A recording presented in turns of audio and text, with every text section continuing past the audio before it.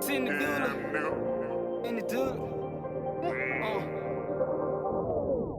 Sini dula nilimonga sola noti koma kula tuma bola chuma ningo fola bani funa wakapokola hapo nyako vinalewa chibaka chikulu papewa chigero chikamba chichea sinimbela nombela chifuna chadia. I don't want fame, all these people know me. I'm just trying to raise some money off the economy. It's simple, homie, when people call me, I think it's funny. Got Jimbos with me, they give the message to widows only. I think I'm blowing, my mind is messed and the people lonely. Lord, you so holy, my life is blessed and they can't control me. Love, that Dream Sheen himself, giving out news, reviews, the good, the bad, and the what. And we're here to tell you today. Please subscribe. Please subscribe. Pretty please subscribe. Hit those that notification bell. Then hit those likes. Please hit those likes. And also tune in to hear us on Fridays and Saturdays on bantufm radio. That's bantufm.airtime.pro. bantufm.airtime.pro. Now, let's get on to last night's Monday Night Raw. Your favorite time, you know? Monday Night Raw, yeah. Monday Night Raw. Used to be. So, at least. True, at least. I'm not gonna lie, best. Also, comment down, man. What was your favorite time in Monday Night Raw? You know, the Attitude Era, Ruthless Aggression Era. Like, oh man, I'll tell you, I'm over Ruthless Aggression type era type guy. So I think Ruthless Aggression was. I tell you what, as far as wrestling, better wrestling was Ruthless Aggression. Storylines too. Crazy storylines. I ain't gonna lie, the Ruthless Aggression was kind of fun. They did a lot of weird stuff. I know what was it? I mean, the Attitude Era, they did a lot of weird stuff. In my honest opinion, Ruthless Aggression, I'm more of a SmackDown guy with that type of stuff. So oh man, always SmackDown. SmackDown just had better opportunity for superstar. Anyway, we're getting off track already. Let's go and get back to Monday Night Raw. We'll get to the good, the bad, and the what the what. Yep. So let's go ahead, get on Monday Night Raw. Good old August 10th, 2020. Let's start off with the good things. So I do want to go ahead and get started with the women's division already. We want to talk about the Bayley versus Sasha situation. I mean, Bayley and Asuka. I'm going to say, with this situation between Bayley and Asuka trying to go for the Raw Women's title, it only fits that, well, it don't really fit that well because, you know, despite the fact that a Raw superstar got to compete against a SmackDown superstar who holds the Raw title, it really doesn't make sense. However, I wouldn't mind seeing a Raw superstar face against Bayley. So this is only fair. But I still believe it was a pretty good matchup, which lead to now Asuka getting a shot at the Raw Women's Champion against Sasha Banks. It was a pretty good match, pretty lengthy. Oh man, did you see the octopus move she put on? Yeah, that was she got stretched the hell out of. Anyway, so starting from the beginning of the night, one of the moments in the beginning of the night, we all want to talk about the Hurt Business, which is one of your favorite things about Raw. Business is good. Business is good, as we always talk about Apollo Crews too. As MVP, we'll be taking on Apollo Crews in a United States Championship rematch at SummerSlam. Yeah. However, that night it was the gold standard of the Hurt Business, Shelton Benjamin, former 24/7 champion, taking on the U.S. champ Crews, which was a solid, good matchup. At the same time, I like the fact they're pushing Shelton Benjamin a lot more. Now they're not treating him like he's just a guy there eating a catering and stuff like that. So at least that's showing why he is a gold standard of the Hurt Business, and that he got the win over Crews too, which actually prepared him to be a bigger star. Actually, even he is old, I don't know what. So yeah, I think he's about going past 45 now. That's really, really old in the wrestling business. Hurt Business, I love him, man. MVP. That was a great hire. That's a great person to bring back. Great on the mic. And they picked the right person to lead these other two guys. Next up, we want to talk about Vince's favorite, superstars currently showing up on Monday Night Raw. As we want to talk about, now we already talked about Bayley, but we also want to talk about Peyton Royce and Bianca Belair showing their work ethic off on Raw. As we did see Peyton Royce taking on Liv Morgan, as it was a okay matchup. It was an okay matchup, not great, but it was a great way to show Peyton Royce as a singles competitor. And one way they did show she was going to be something by herself, that they already knew the finishing move name, which is called the Deja Vu, which was pretty good. And in my honest opinion with Peyton Royce, I think for Billie Kay side of things, it would be better to have her on the SmackDown brand, just to like separate them to be on their own instead of having them together on the same Right. brand separate. But the only thing about that is they really need more women tag teams. So that kind of split up the tag team division there. Either way, besides Peyton Royce, we did see Bianca Belair taking on Zelina Vega as they went at it on a. I like the fact, they went on the matchup, and I like the fact they did involve the women to both tag teams, to like, build up the rivalries a little bit more. Right.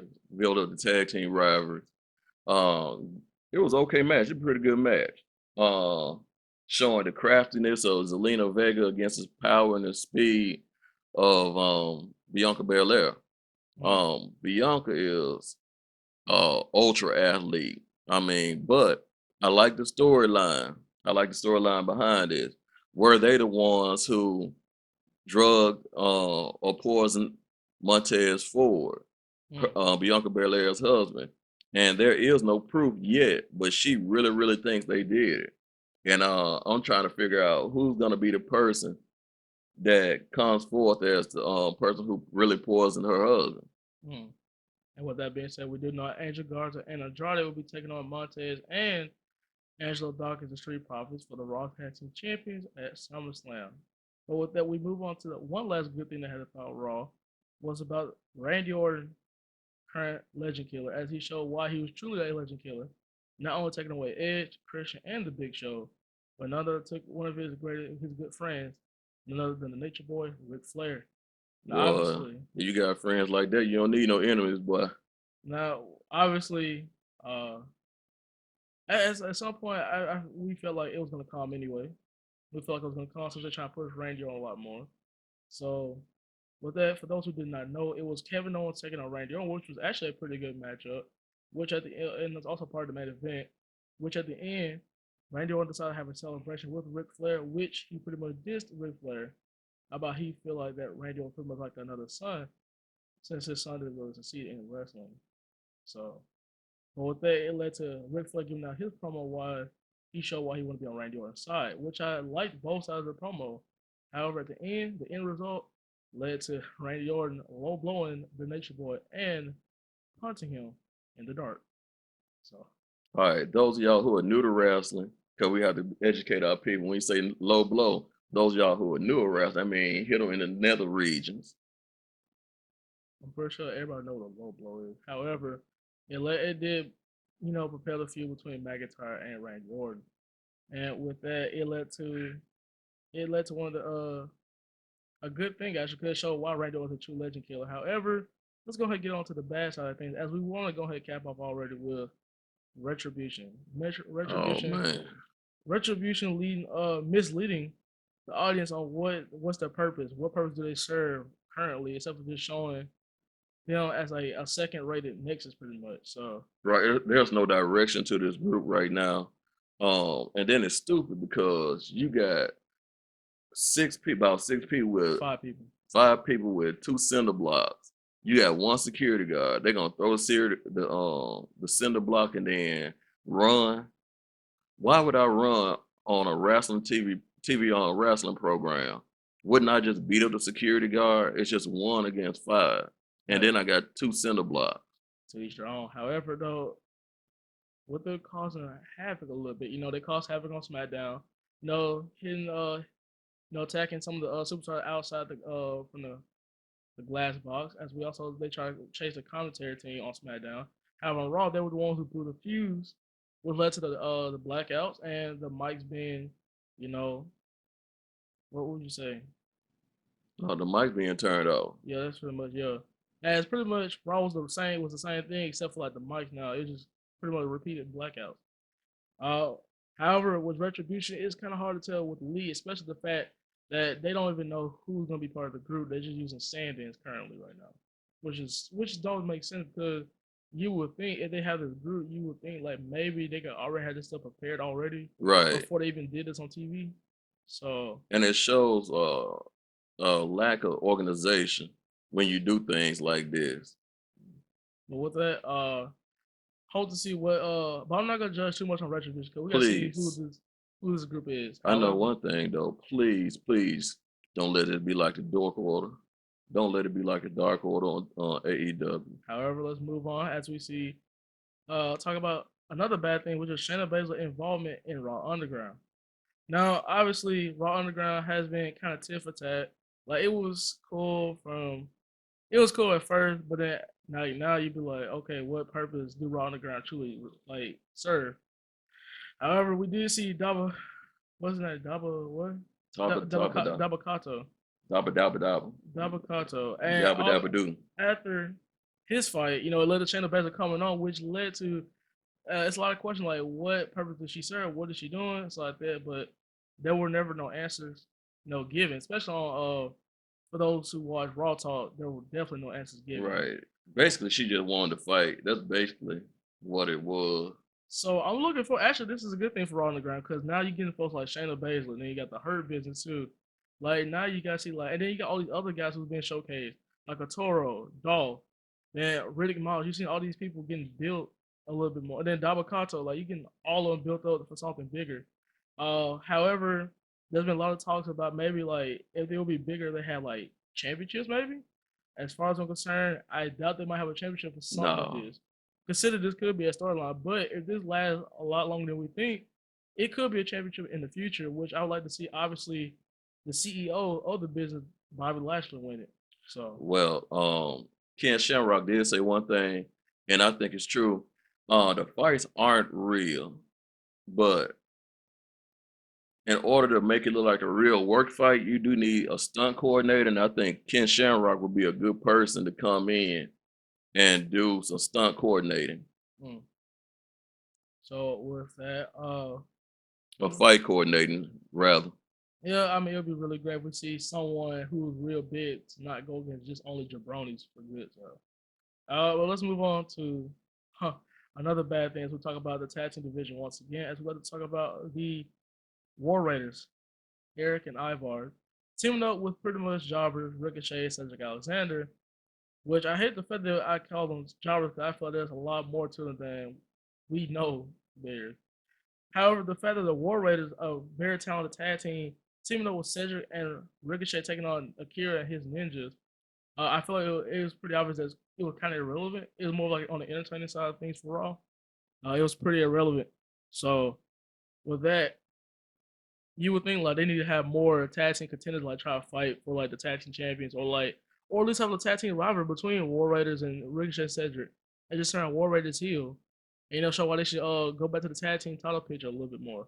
So I just I really thought War Machine, well, the Viking Raiders, War Machine used to be. I really thought they were gonna be real big on the main roster or when they came to WWE, and I thought they were gonna use them correctly, but they have not been used correctly at all the whole time they've been there, except for when they were on the NXT brand. But on Raw, it's like they took away their finisher, which I thought their finisher was really, really good. The Fallout. Yeah, the Fallout was really good, but it's like everything that made them who they are on the international scene, WWE just stripped it away from them. And now they're just another nobody tag team. However, let's see. We hope for the future for not only just the Viking Raiders, but I know I called them War Raiders earlier, but the Viking Raiders. But we also got to think about like other tag teams too, who's trying to be built up a little bit, like Ricochet and Cedric Alexander. However, let's move on to the WTF. The one and only WTF we have for Monday Night Raw is none other than the Rollins and Dominant altercation, which we see them having a contract signed, obviously with Joe hosting it, and obviously Rollins having his word about Joe as Joe comes back about introducing Dominant, which led to obviously Dominant and Rollins will be taking on each other at SummerSlam. 15 years after his custody of Dominant match. Oh, also, don't forget, every what the what moment is not negative or it doesn't really have to be good. It's just something that is just eye-popping. Pretty sure they just done it. However, let's talk about Rollins and Dominant, though. I hit you, man. I hit you in your jaw, man. Even though I hit you upside your head. However, the contract signing did not go Exactly. Well, for those, well, if you're a wrestling fan, you know how contract signings would go, obviously. But all ended up with Rollins bringing out the kendo stick. The thing that Dominic started with this the whole time, pretty much, was led to Rollins bringing out the kendo stick along with Murphy to beat him down really badly. And that was a really, really bad beatdown. And for non-wrestling fans who think it's fake, you should watch that segment on Raw right there. Man, or if you think it's fake, go look up Dominic Mysterio online, and you will find pictures. That's literally what I just said. You didn't. You say if you think it's fake. Either way. And also, if you never think it's fake, if you still think it's fake, then how about someone get a kendo stick and hit you with it? See how fake it is. Hey, can I hit somebody? Not really. Shoot. Either way, Monday Night Raw overall was an okay show. I just hope that Monday Night Raw next week will be a lot more better, especially that next week is the final Raw before SummerSlam weekend. So I'm really hoping Raw brings it really well and show how great like SummerSlam's gonna be for the Raw side of things. So there goes Raw. Yep. As we move on to some news, we want to go ahead and talk about this situation that you said you want to discuss about. No, let's discuss Ring of Honor first, man. Yeah, you want to discuss about Ring of Honor. So we did hear that Ring of Honor is planning on coming back this month, obviously. I'm looking forward to see how what Ring of Honor has in plans for us, actually. So yeah, I would love to see Shane Taylor defend that television title again. I mean, he's been phenomenal as the television title television title champion in Ring of Honor, and then you have a couple of events coming up. You got the 4-way tag match between Dalton Castle, Joe Hendry, Lifeblood versus Vincent and Bateman versus PJ Black and Brian Johnson. That should be a good 4-way tag team match. And then you have another tag team match that's going to be very good. Bandito against Ray Horace. And they'll be taking on Jonathan Gresham and Jay Lethal. So those are great matches. Jonathan Gresham. So I mean, you have some great match, and PCO. It'd be nice to see PCO again. PCO, man, I'm surprised he's still around. That dude, what, 50 years old? I do not. I remember PCO when he was on Lafitte, Junk, whatever his name was, when he was with the Quebecers, Pierre Lafitte, when he was with the Quebecers, back when I was a kid, man. Hey, I know he's every bit of 50, 55 in between that range, but he's a Ring of Honor champion. I mean, hey, what can I say? Yeah. Cheeseburger still there. Yes, go Cheeseburger. Get a chance to see your boy Cheeseburger again. Hey. Hopefully they can build that women's division back up.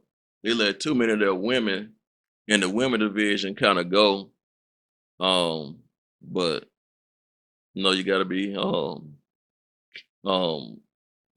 careful when you're dealing with business and with other wrestling companies, because they will steal your talent, just like AEW did Ring of Honor. They stole all their talent.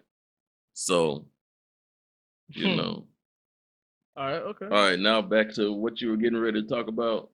Hey, there's nothing else to talk about, because guess what?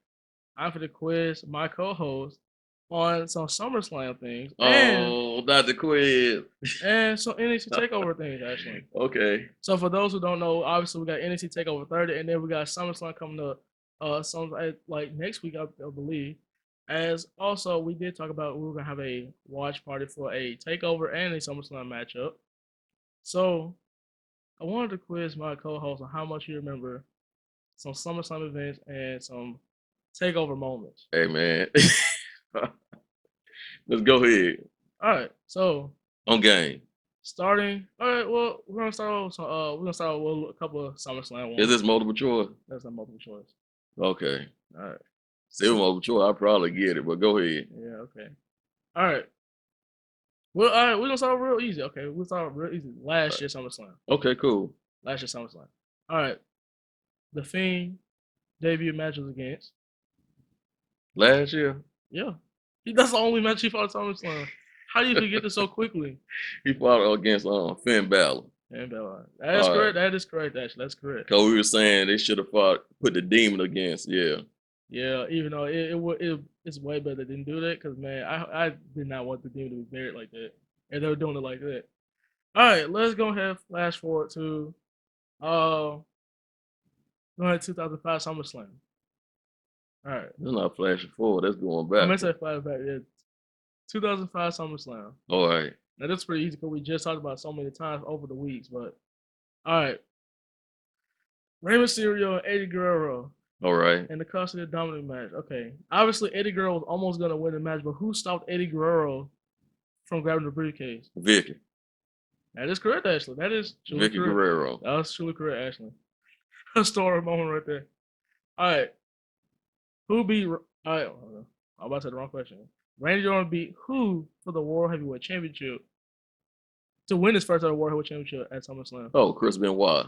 That is correct, man. That was Chris Benoit, actually. That was a pretty good superstar. Yeah. All right.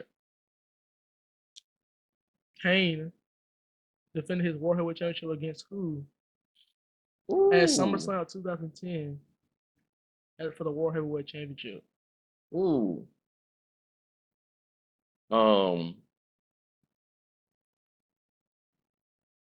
Kane defended in 2010.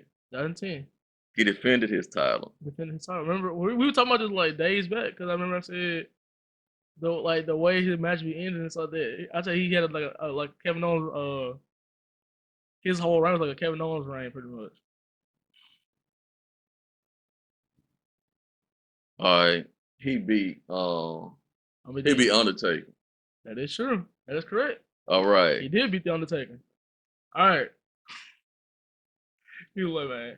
All right. I ain't gonna lie, I had to think on that one. I was say because you need a multiple choice on like that. No, I'm good. Go ahead. All right. We're gonna do a little bit of NXT stuff. All right. Okay. Who main evented? Who main evented the first ever NXT takeover at Brooklyn? Oh no, I don't know that. I'm not gonna. I'll try. All right, NXT Brooklyn. The first ever NXT takeover Brooklyn. I would say Neville against. That's incorrect already. Oh dang! You should let me get the second one out. I would say Neville and Bo Dallas, the ladder match. Definitely not. So which one was that one? That was NXT Arrival. Oh dang! Which was the first ever takeover on the WWE Network. The first ever NXT Brooklyn main event was Kevin Owens versus Finn Balor for the NXT Championship in the ladder match. See, that what threw me off when you said the first ever, and I was like, first ever. I said, I remember a ladder match. Okay, it was on the first ever NXT takeover. Okay, yeah, okay. NXT. I'm gonna say the first ever NXT takeover Brooklyn. No, you said it. You said it. I just got the wrong thing in my mind. What was the stipulation between Johnny Gargano and Tommaso Ciampa at Takeover Brooklyn 4? All right. It was a lights out match. No, it wasn't a lights out match. What? A lights out match? How was it? No, unsanctioned.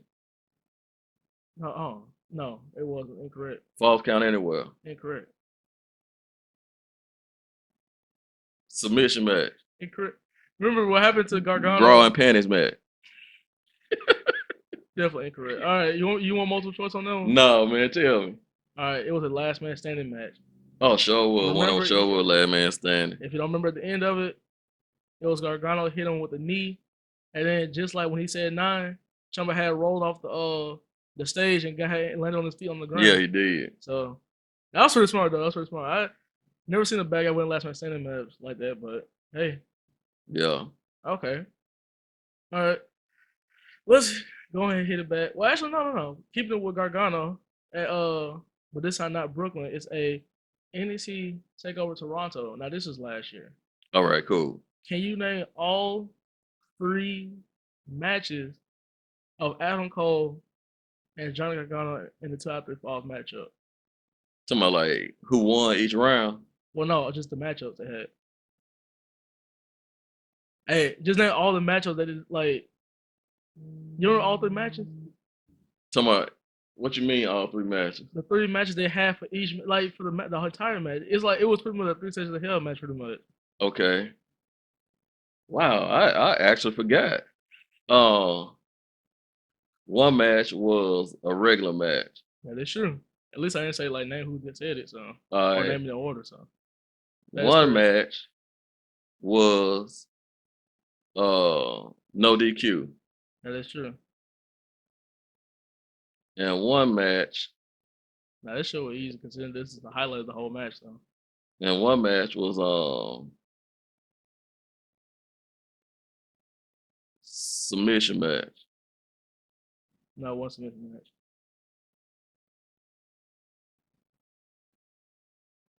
I know it's hard to say. Falls count anywhere. It wasn't a fall count anywhere. Fall count anywhere. Fall count. You know what I'm trying to say. Yeah. Oh God, what was? All right, so yeah, you're right. The first two, Adam Cole did make the regular match. Gargano did make the no disqualification match. However, Mr. Regal said, if there were a tie between the two, it was gonna be he's gonna pick the match. However, it was no specific name, but it was pretty much a cage match. So it's pretty much an Ambrose Asylum match, which it was pretty much a cage with weapons surrounding the whole cage because you could not escape. Okay. So it was no specific name for it. Even though people say they love the match, I wasn't really into the match. Yeah, I'm not a big Johnny Gargano fan. But I am a big Adam Cole fan, so that's a true statement. However, yeah, I mean, did you like it after?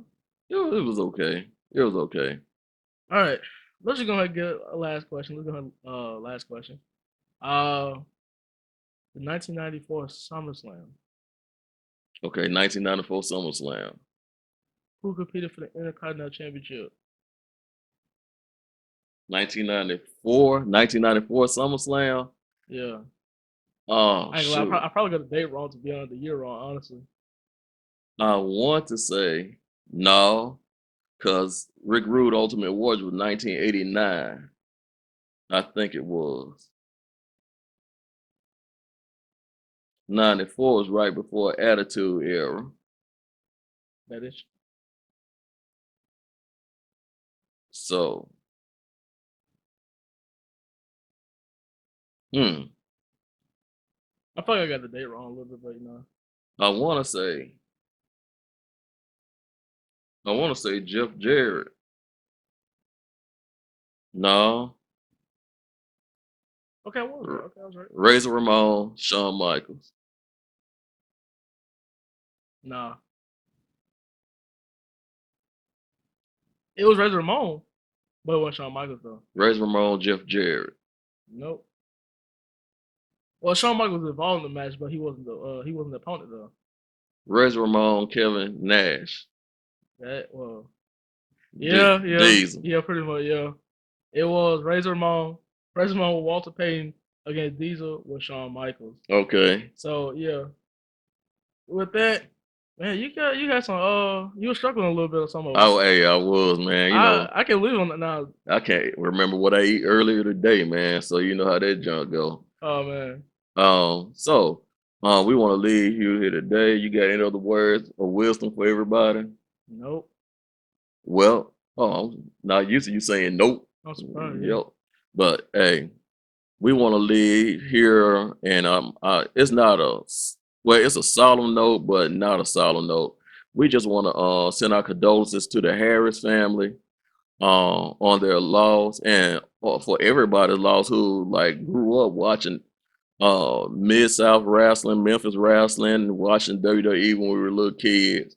You know, we had loss of James Harris, who is also known as the Ugandan Warrior or the Ugandan Giant. Yep. Kamala. Yep. Man, you know, he did a lot of great things in our industry.